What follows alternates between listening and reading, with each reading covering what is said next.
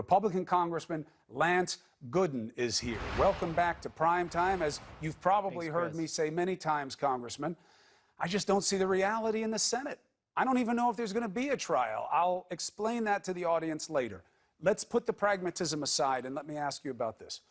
The fundamental question of, did the president put pressure on Ukraine to look at Biden?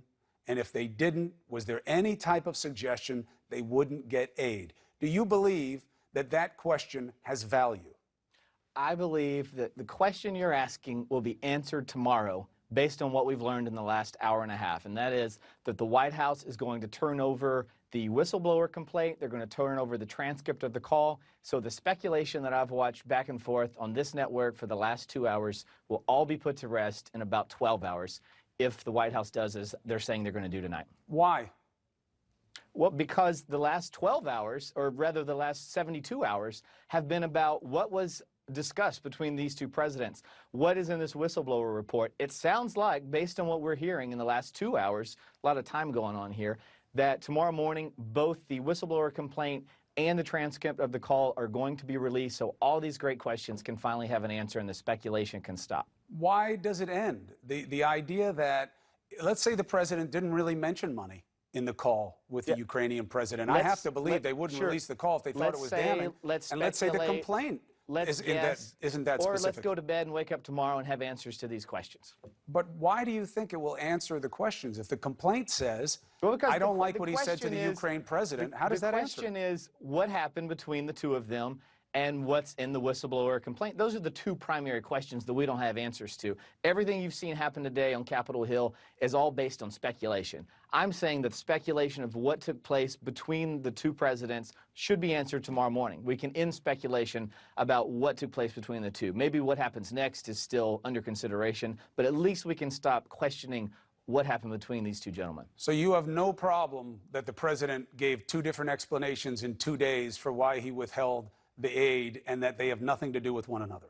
I've often done things and had multiple reasons for doing them. I don't know why he withheld the aid, but I believe that tomorrow morning we'll have answers to questions that I've seen speculation run rampant on across the weekend these last few days.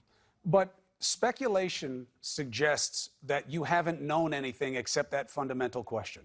We keep learning more and more. You'll remember, I think, Rudy Giuliani was on this show, and he went both ways on whether or not Biden was even in the offing when he went to Ukraine. And he said that the president, he didn't know what he knew and that he knew nothing about what he did. And then we find out that the president was forwarding the same goal by withholding the money. Surely that's got to raise your ears a little bit. The questions that I've heard the most over the last 72 hours are what's in the whistleblower complaint, what happened between these two gentlemen. Fundamental. Fundamentally, we'll have answers to those questions tomorrow, and then let's talk. And so you want to say, let's see what's in there. Do you have any reason to know what's in there, by the way? You got any scoop for us? That's above my pay grade. Too bad. So if there are open questions after tomorrow, are you in favor of pursuing them? I'm in favor of coming back on this show and talking with you about it, and let's move forward from there. I have a feeling that no matter what comes out tomorrow, just like if we go back in time to the Mueller investigation and the hearing, no matter what Democrats find out, we're going to still be talking about it. So I'm confident that this time tomorrow, you'll still be talking about it no matter what we learn tomorrow morning. I would congratulate you for your benign outlook on all of this. If it weren't for the fact that you're moving to remove Chairman Nadler because you're so frustrated by the process. What is the legal basis, or you don't need one, this is politics, why do you think you should get rid of him? Oddly enough, it may surprise you, we're not just making this stuff up. The House rules say that the House determines whether or not there's an impeachment inquiry. We have to actually vote on that. What's been happening since July when Chairman Nadler just went forward for this investigation was he was doing this on his own. He said, his words exactly, we are in the middle of impeachment. I am investigating. This is an inquiry. None of that's legal. House rules, which are determined via the Constitution, the rule of law says that the U.S. House of Representatives has to vote on that. And that's not happened. If you go back to July, we actually had a vote on impeachment, and it failed. Democrats didn't like that, and so now they're saying, let's just investigate. What Nancy Pelosi said today, you're supposed to investigate. What Nancy Pelosi said today was no different than what's been happening this whole entire I don't disagree. Here's what the Constitution says. I don't know if you can Appreciate see, that. Congressman, but you see these bags under my eyes? I've been reading about this ad The nauseum makeup covers them well. recently. Not well enough. I got to get on it. The idea is this. The Constitution says the sole power to impeach rests with you guys. And the sole power to try for potential removal deals with the Senate. There are no procedures. You are correct.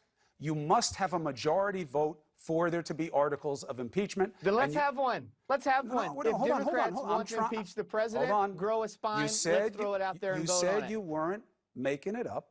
I'm just saying there are no procedures in the Constitution.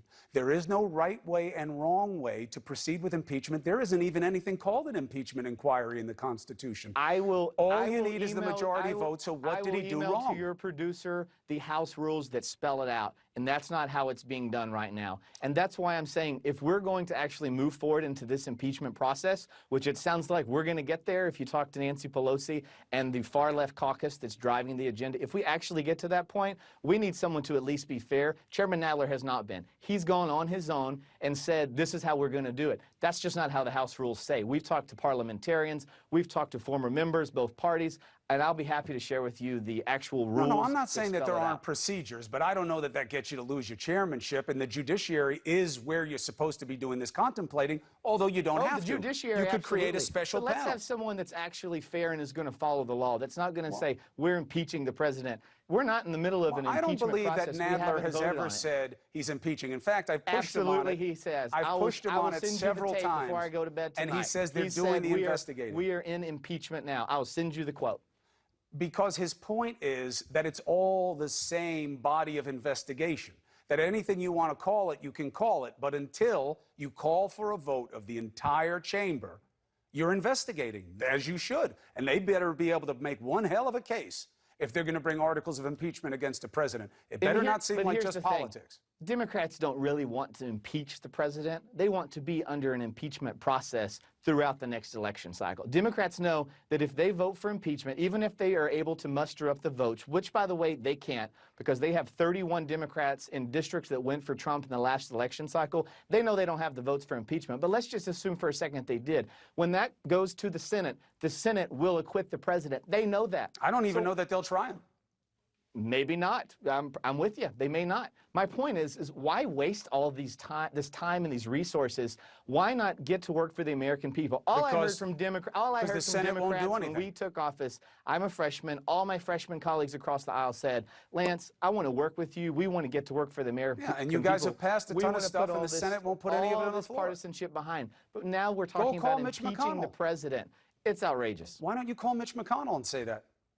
I will call Mitch McConnell and ask him, do you think it's wise for the Democrats to take up the next 3 months? That's not what I'm asking. I'm asking, why didn't you ask him to put some votes on the floor on some of the bills that your House passed? Some of these bills, most all of them actually, are bills that Republicans wanted to work with Democrats on. But Democrats know that if we work across the aisle and actually have a bill that we're all in unison on, then the president might actually sign it. God forbid the president signs something that the House passes, because then we'd have to give the president a victory. Democrats won't go for that. The U.S.-Mexico-Canada trade agreement, they won't even take it up because they know it's bipartisan, because they know the votes are there. And if it passes the House, it sails through the Senate and the president signs it. And then the president can declare victory, which that's something that the Democrats won't allow. The sad reality is, Lance, that they say the same things about the other side. And you know what? I'll agree with you on this as I did the last time I saw you, and you're welcome back again.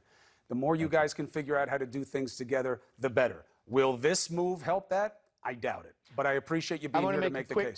Quick prediction. You got it. On election night, Donald Trump gets reelected, and today is a milestone that Democrats will regret. Noted. I'll talk to you soon. Thank you. Be well. Thanks. All right, will all this impact the 2020 race? Prescient notion from Congressman Gooden.